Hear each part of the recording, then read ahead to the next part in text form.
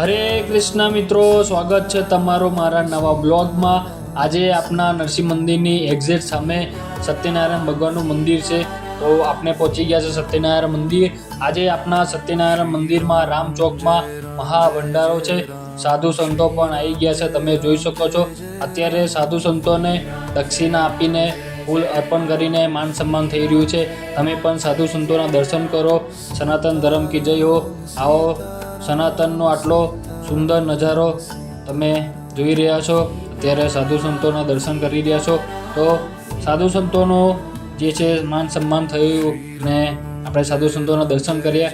અત્યારે ભોજન પ્રસાદીનો ટાઈમ થઈ ગયો છે, તો અત્યારે પંગત પડી ગઈ છે સાધુ સંતોની।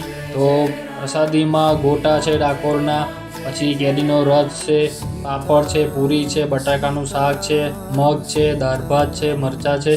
તો આપણે જોરદાર પ્રસાદી લીધી અને આપણે પાછા આવી ગયા। આપણને દક્ષિણામાં તમે જોઈ શકો છો, દક્ષિણામાં આપણને 150 રૂપિયા લક્ષ્મી મળી છે અને આપણને ઓઢવાની શાલ પણ મળી છે।